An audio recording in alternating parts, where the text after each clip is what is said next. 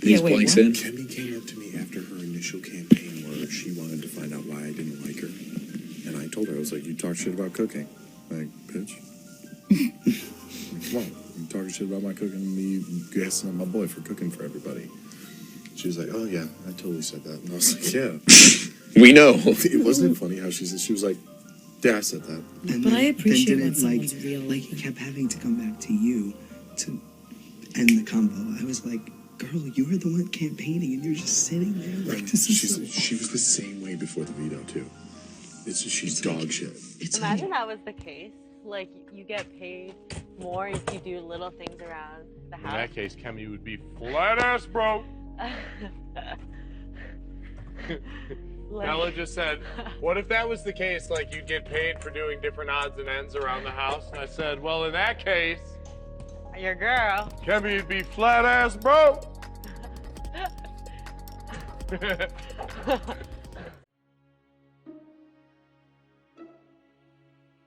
All right, I'm gonna say it.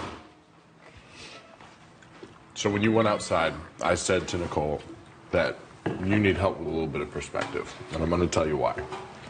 And it's gonna be out of respect for you, and I really care about you. Okay. You have a tendency to put your shaker bottle in the fridge, as well as your drinks in the freezer. If all of us put our shaker bottles in the fridge, what would the fridge look like? It would be full. Okay, so what is so special about you that you get to put it in there? I mean, I just noticed no one else did. So But there was space. If we all did it, Yeah. there'd be no room in the fridge. Yeah, I mean, it's usually when I have like half of a protein shake left, and then I'll drink the rest later. I'm with it. But we all sacrifice not putting our stuff and not having our stuff cold and prepping ice appropriately so that we have fridge space and so that we can keep our stuff cold. And I just wanted to get it off my chest because I care about you and I think you're great and I didn't want this to be derogatory in any way, shape, or form. But I was like just sitting here eating my salad and I was like, do I tell her? Do I not tell her? Do I not tell her? I'm sweating. I don't know what to say. But I think you're an awesome person, and I think there's a lot of things in my perspective that I need to work on. And if I needed to work on it, I hope that you would tell me. Okay, I will not leave my shaker bottle in the fridge anymore. Great talk. Did you get a mouth fart? What? So those are like... Dude, I can't stand it, bro. Can we just get rid of him this week? No, we've got him. I've got him eating out of my hand, dude. I can push his boat wherever the fuck I want. Why? How do you figure? Are you and him boys? He's just a good boy. He just fucking loves me, dude. No matter how much shit I give him, he fucking loves me. Maybe he respects you. He's probably scared of you or something. Or like he wishes he could be you. Same. Blue flame. What? Brown flame. Oh, Jesus God. Feeds. Don't worry, I fucked up too. We know.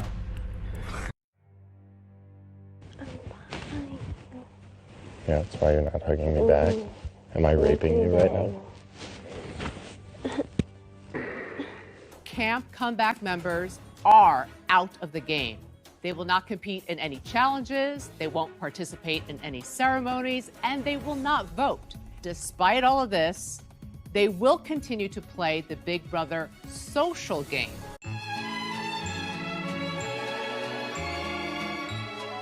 I'm one to truly believe in a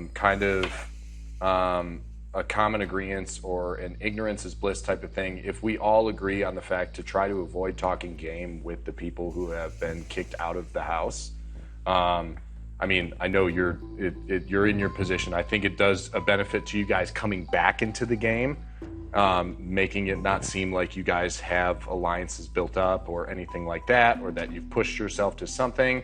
So that way you don't automatically come in with something on your back, right? You have a fresh, clean slate for any of the four guys. You've made it another 4 weeks living in a cruddy situation, as well as it doesn't put any of us in a tough situation where we just know that we're trying not to talk game with any of the campers out there.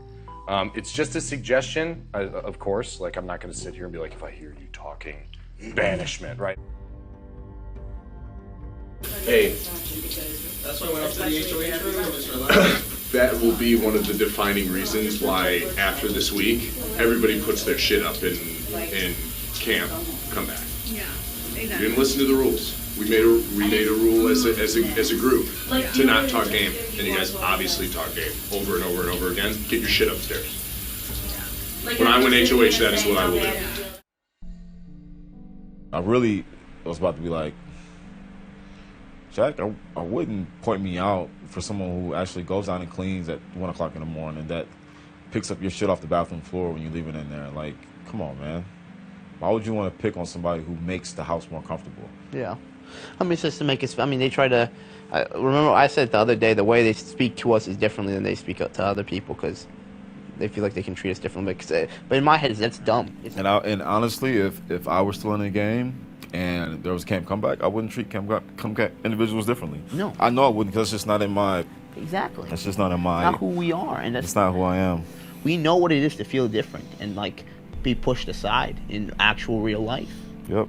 We would not do that to people. And that's like the same thing, you know, when that moment happened when they're treating Nicole, Cliff, and Jessica like I had to. I don't, no regrets, you know, even for my own game, something like that. You have to send it because we've seen that happen in real life so many times. Like, it's funny to look. I really looked at the memory board. I think like I woke up at 3:30 because I go piss. When I look at the memory board, I was like, man, all those blacked out things have one thing in common. Yep.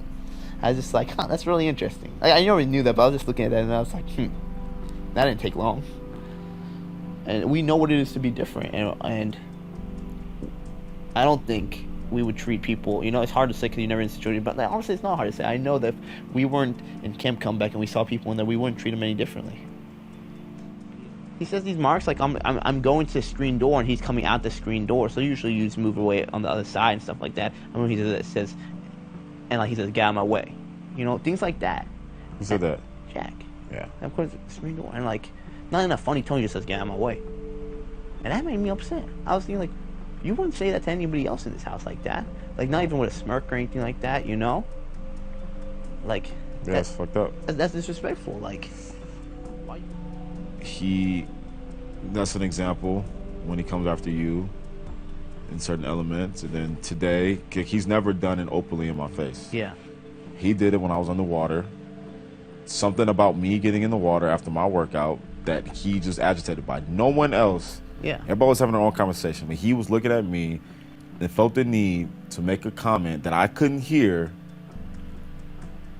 about what I was doing. Yeah.